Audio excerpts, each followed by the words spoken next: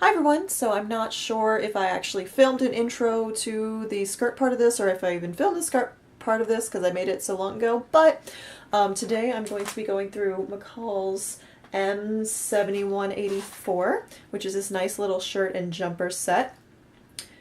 So I figured while I'm still kind of dressed up and presentable, I would go ahead and film this intro real quick. I talk about how I feel about the pattern later and throughout this video as I'm going along. The main takeaway is for the shirt, make sure you get an extra half yard of fabric because you will need it. I ran out of fabric, and which is why this facing is a completely different fabric, but it worked out in the end. Alright, so this is the beginnings of a new project for me because I'm a glutton for punishment and don't know when to stop. So I picked up this pattern during a pattern sale a couple of months or years ago, I don't remember, and I always thought it was super cute, and I wanted to make this like jumper thing, but I didn't realize that I would need nearly 6 yards of fabric, and every time I went to the fabric store I would forget about this, and if ever I would find a fabric that I like, I would only get like 4 yards instead of the full 6 yards. So Joann's was having a really good sale on fabric a couple of weeks ago, so I found this in like the clearance bin, and it was like 75 or 80% off, and I had my eye on this particular fabric for a while because I just think the flowers are really pretty. So I just bought whatever they had left. It wound up being approximately 6 yards. It's in 3 cuts though, so I think this one is just under a yard, and then this cut is a yard, and then this one is about 4 yards. So I might have to do some really creative cutting to get all of the pieces cut out. So I'm not anticipating this being a really hard pattern, especially because it's you know, small, medium, large, X large size instead of like 2, 3, 4, 16, all of that sizes. So I think it'll be really easy to piece together. I'm also looking at the back and looking at the seams, and it looks like it's just a bunch of straight seams, and then we make these kind of crisscross straps, sew those in. There's a zipper back here. So this looks like it's going to be a really straightforward project. I don't think I have a 9-inch zipper, and I'm probably going to get an invisible zipper for this, just because I don't want to take away from the pattern too much. And I'll also need some buttons. I'll look in my stash that I just reorganized, but I don't think I have buttons I need that are that sized. The problem here is that it is currently March 18th, and we are in the middle of Lent, and I gave up Joann's for Lent.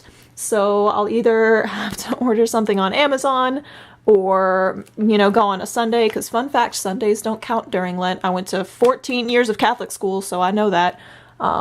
So that'll be interesting to try to work around, but we'll see. I'll make something work. I also found some buttons that I got at an antique store near me. My first thought was these, but these are really big, and I don't think the color works that well with the blue. But then I found these, which are, you know, they're 3/4 of an inch instead of 5/8 of an inch. Like, I think I can make that work. It'll be a stretch, but I think I can make that work. They're coming up really white on camera, but they're kind of ivory, and they definitely yellowed with age in person. So I might wash these off real quick just to see if I can get some of that yellowing off. But if not, it's still, I don't think it'll look that bad. And because we live in the future, in the literal 45 seconds since I put the camera down, I was able to order a 9-inch invisible zipper off of Amazon that will be here on Wednesday. It was technically from Joann's, but it was Joann's through Amazon, so I'm not counting it, and I didn't buy anything else. So looking at this fabric already, and the pieces that I have, I know that I'm going to have to get really creative with cutting out all the pieces. But I'm looking at the pattern, and even though from far away you can kind of see a distinct grid, sorry, that's my roommate talking in the background.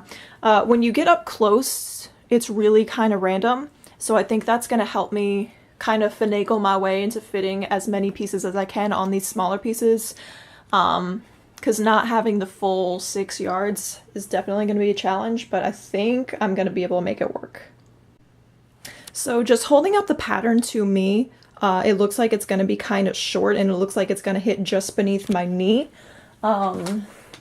And that's with the pattern cut out, but on the photo it looks like after everything is hemmed, it's gonna come down to a little bit further than her knee. So I decided I'm going to try to add 2, maybe 3 inches to the hem. We'll see what happens. So before I cut out this final piece, I just wanted to pop on and show you, this is all I had left. I have a couple of big scraps over on my chair and over here and behind me on my bed. So I definitely could have arranged this better to make more use of my space, because some of these scraps are really big, but that's not a whole lot of leftover fabric.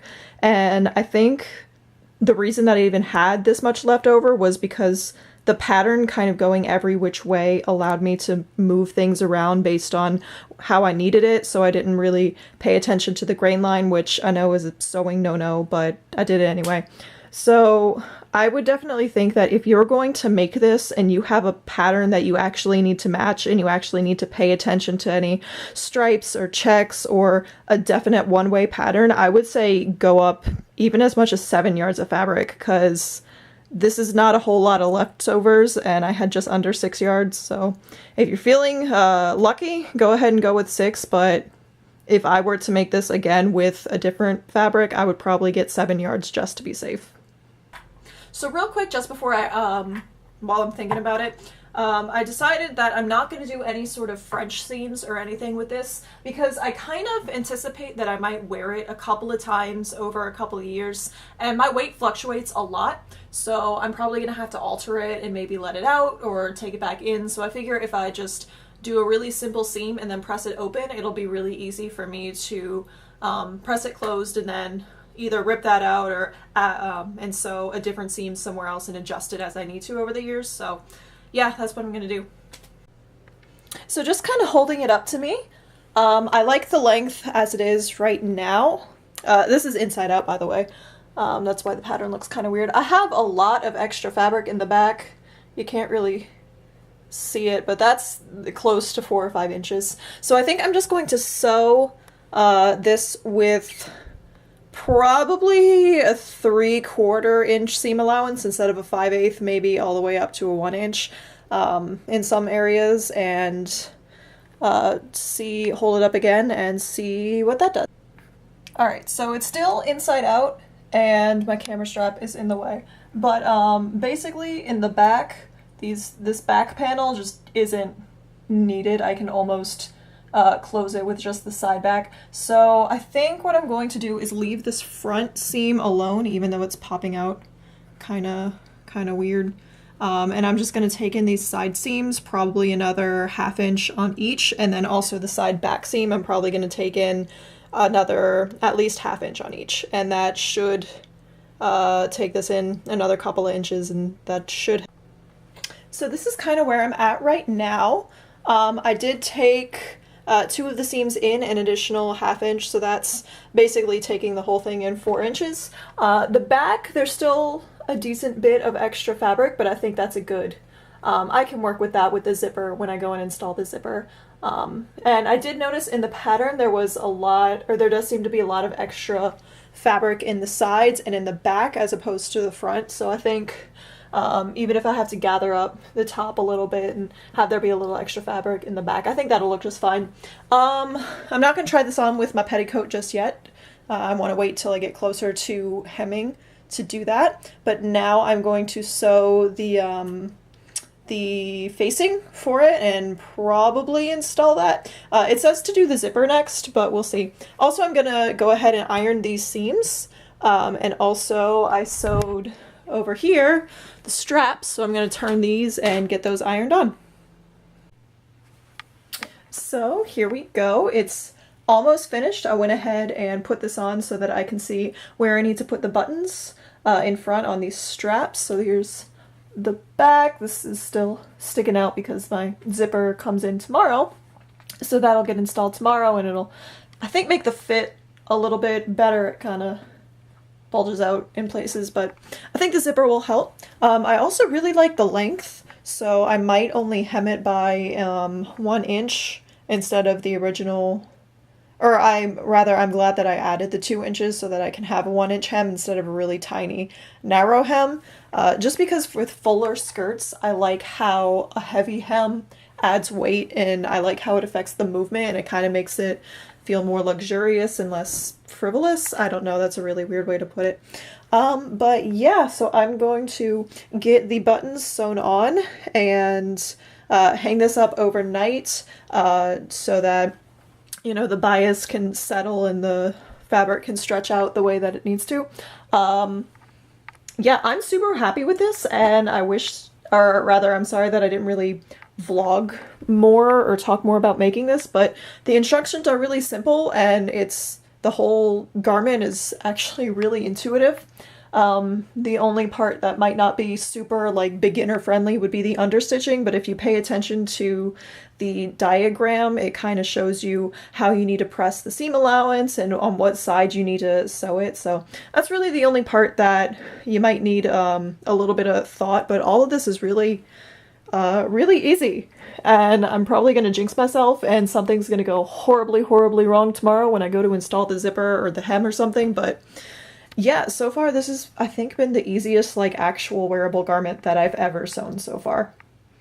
Alright, so here I'm just inserting some footage that I have of me dancing in the skirt so that you can see how it moves. I went ahead and muted the audio because we all know YouTube's copyright strike algorithm is really stupid, and even though at this time I don't get any money for my videos, I'm not monetized, I don't make any money off of this, but because it's, I guess, technically copyrighted material, I went ahead and muted it just to be safe, because even back in the day, like 10 years ago when I was posting videos of me just kind of dancing around in my grandma's living room and just inserting random clips of music, I would get muted. And we all know that things just got worse and worse and worse. So yeah, enjoy this clip. We are dancing to the Robin Adele Anderson cover of I'm Blue, the Dabba Dee Dabba Die song. So if you want to go listen to that in the background, go for it. And I think with that, I'm going to end this portion of the video, if not this entire video.